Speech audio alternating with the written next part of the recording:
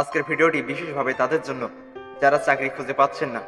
আজ আমরা আলোচনা করব পড়ালেখার পর চাকরি না পেলে আপনার পরবর্তী স্টেপ কি হতে পারে এবং কিভাবে আপনি নিজেকে আরো শক্তিশালী এবং সফল করতে পারবেন। যদি আপনি চাকরি না পেয়ে হতাশ হন, তবে এই ভিডিওটি আপনার জন্য। আপনি কি জানেন, বিশ্বের সবচেয়ে সফল কিছু মানুষ তাদের প্রথম চাকরির জন্য সফল হয়নি। তাই যদি আপনার পড়াশোনার পর চাকরি না পান, মনে রাখবেন এটাই শেষ কথা নয়। আপনি কি ভাবছেন, এরপর কি করবেন? আজকের ভিডিওতে আমরা এই বিষয়ে ডিসকাস করব। পড়ালেখার পর চাকরি না পেলে হতাশ হবেন না, কারণ কিছু অল্টারনেটিভ উপায় রয়েছে। আপনি যদি কোনো বিশেষ বিষয়ে দক্ষ হন, তবে ফ্রিল্যান্সিং একটি চমৎকার অল্টারনেটিভ হতে পারে। Digital marketing, graphic design, content writing, programming, এসব ক্ষেত্রে ফ্রিল্যান্সিংয়ে কাজ রয়েছে। আপনি আপনার স্কিল ব্যবহার করে বাড়িতে বসেই কাজ করতে পারেন। আপনি অনলাইন ব্যবসা শুরু করতে পারেন। আপনি কি কোনো পণ্য বা সার্ভিস বিক্রি করতে চান? অনলাইন প্ল্যাটফর্ম যেমন ই কমার্স সাইট বা সোশ্যাল মিডিয়ার মাধ্যমে আপনি নিজের ব্যবসা শুরু করতে পারেন।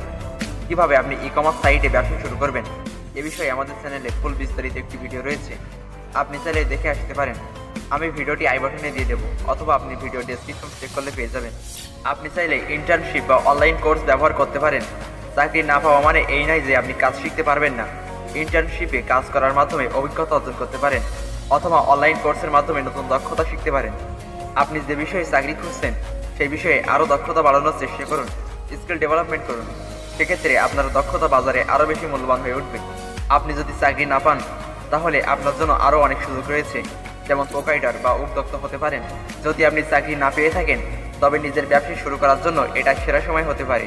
আপনি নিজের দক্ষতা, আগ্রহ এবং অভিজ্ঞতাকে কাজে লাগিয়ে একটি উদ্যোক্তা হিসেবে সফল হতে পারেন। উদ্যোক্তা হতে চাইলে প্রথমে কিছু পরিস্থিতি নিতে হবে। আপনি কী ধরনের ব্যবসা শুরু করতে চান? আপনার লক্ষ্য কি? এই প্রশ্নের উত্তর খুঁজে বের করুন। আপনার পণ্য বা সার্ভিস কাদেরকে দেওয়ার জন্য তৈরি করছেন, এ বিষয়ে বাজার গবেষণা করুন। প্রতিটি উদ্যোগে কঠিন সময় আসবেই, তাই মনে রাখতে হবে আপনার বিশ্বাস, ধৈর্য এবং কনসেন্ট্রেশন অনেক বড় শক্তি। আপনার প্রতিটি স্টেপে আত্মবিশ্বাস থাকতে হবে। প্রফেশনাল নেটওয়ার্কিং খুবই গুরুত্বপূর্ণ।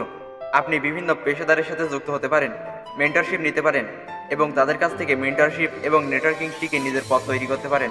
আপনি যদি মনে করেন যে আপনার বর্তমান শিক্ষা এবং দক্ষতার সঙ্গে চাকরি পাওয়া কঠিন, তবে ক্যারিয়ার পরিবর্তন করার কথা ভাবতে পারেন। বর্তমানে কিছু নতুন ট্রেন্ড যেমন passive income, network marketing, digital marketing, data science ইত্যাদিতে দক্ষতা অর্জন করতে পারেন। চাকরি না পাওয়াটা শেষ নয়, এটা একটি নতুন সুযোগের পথ খুলে দেয়। আপনি যে কোনো দিকে সফল হতে পারেন। আপনার দক্ষতা বৃদ্ধি করুন, নতুন সুযোগের দিকে মনোযোগ দিন এবং নিজের লক্ষ্য পূরণ করুন। পড়ালেখার পর চাকরি না পাওয়া মানে এই নয় যে আপনি সফল হতে পারবেন না। এটা শুধু নতুন পথ এবং সুযোগ খুঁজে পাওয়ার একটি সময়।